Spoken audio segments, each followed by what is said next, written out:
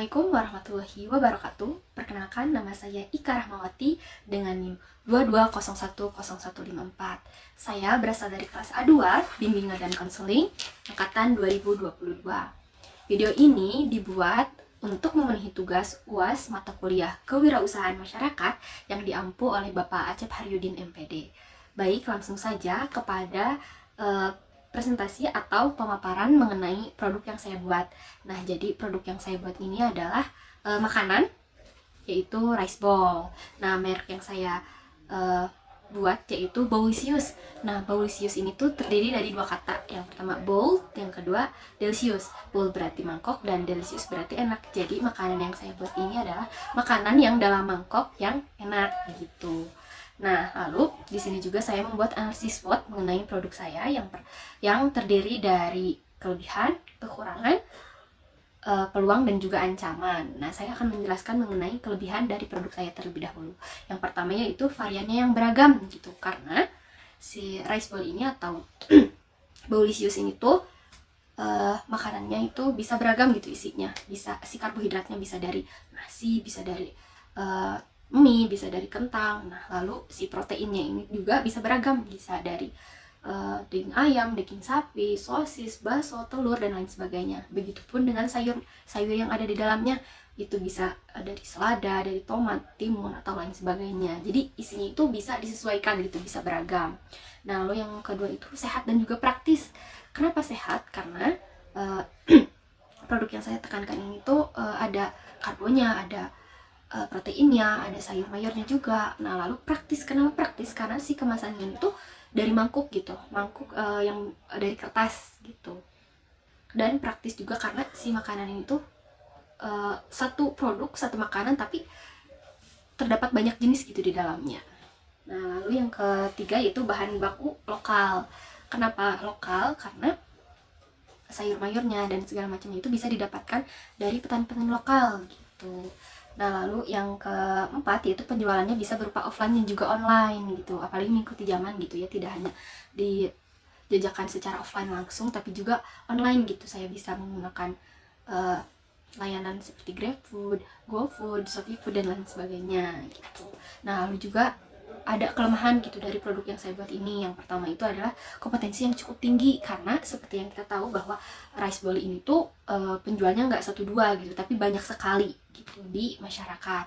Nah, lalu yang kedua, biaya operasional yang cenderung cukup mahal, karena dari memasaknya saja gitu, dari nasinya aja misalnya rice cooker berarti pakai listrik, kalau juga dari masak makanannya atau proteinnya itu memakai gas gitu, kompor gitu. Nah, lalu juga ada peluang dari makanan yang saya buat ini atau rice bowl ini. Yang pertama itu adalah tren makanan sehat gitu. Seperti yang kita tahu gitu, makanan sehat itu sekarang sedang menjadi tren gitu di kalangan anak muda, bahkan hampir di seluruh kalangan masyarakat gitu. Nah, lalu juga ada kemajuan teknologi. Peluang yang kedua yang bisa saya manfaatkan itu peluang teknologi.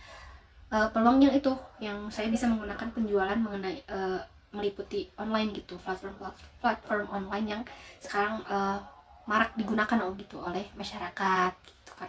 Nah, lalu yang ketiga itu bekerja sama dengan petani lokal. Nah, peluang yang ketiga itu yang sangat besar gitu, karena kebetulan saya ini tinggal di pemukiman yang mana terdapat banyak sekali petani-petani gitu, petani sayur lokal. Nah, jadi saya bisa menggunakan peluang ini itu untuk menyukseskan produk saya gitu. Nah, lalu yang terakhir itu ada ancaman. Yang pertama itu ada lonjakan harga gitu.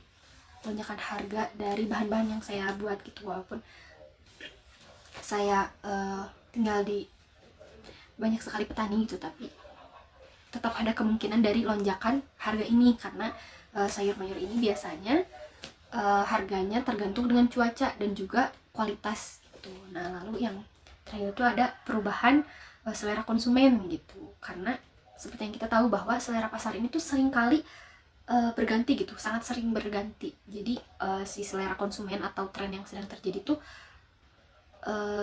bisa mengancam bisnis saya gitu. Nah, tapi saya juga memiliki strategi yang bisa digunakan untuk mengurangi atau menanggulangi kelemahan dan juga ancaman dari produk saya yang telah saya jelaskan gitu. Strategi yang pertama yaitu membangun hubungan baik dengan para pemasok bahan.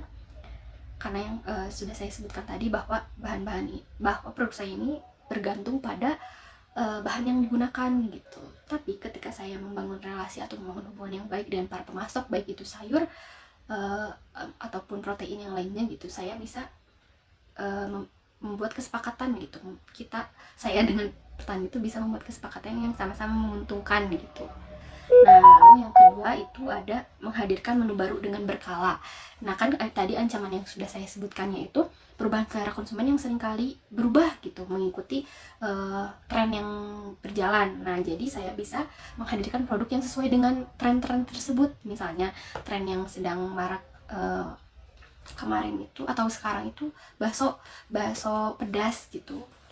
Nah, jadi saya bisa rice bowl ini tuh misalnya si proteinnya diganti menjadi bakso pedas gitu. Biasanya saya menggunakan ayam gitu. Atau misalnya ada tren baru lagi mie pedas gitu. Nah, saya bisa menggunakan si karbohidratnya mie gitu. Atau ada lagi tren lagi misalnya makanan yang benar-benar sehat gitu. Nah, karbohidratnya bisa saya ganti tuh dengan misalnya nasi merah gitu. Atau lagi misalnya yang sedang tren itu sekarang udang saus padang gitu misalnya. Nah, saya juga bisa menggunakan si protein ini, si udang saus padang ini tuh menjadi menu di dalam rice bowl saya gitu. Jadi si variannya atau si jenis-jenisnya, menu barunya itu bisa saya kembangkan seiring dengan berjalannya waktu dan dilakukan secara berkala sesuai dengan tren yang sedang berlangsung seperti itu.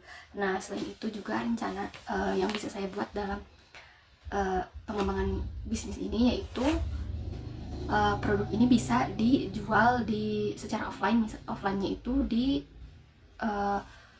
dekat perkantoran, di dekat perguruan tinggi atau di dekat sekolah-sekolah gitu, karena kemasannya yang praktis dan juga harganya yang cenderung murah gitu. Jadi bisa dijual di tempat-tempat tersebut, karena biasanya tempat-tempat tersebut adalah orang-orang yang mau praktis gitu, terus juga yang mau murah dan terjangkau gitu. Seperti itu. Jadi target pasarnya ini adalah orang-orang yang mau makanan yang enak dan juga praktis gitu. Seperti itu. Mungkin itu saja yang dapat saya sampaikan. Mohon maaf bila terdapat banyak kesalahan. Terima kasih. Wassalamualaikum warahmatullahi wabarakatuh.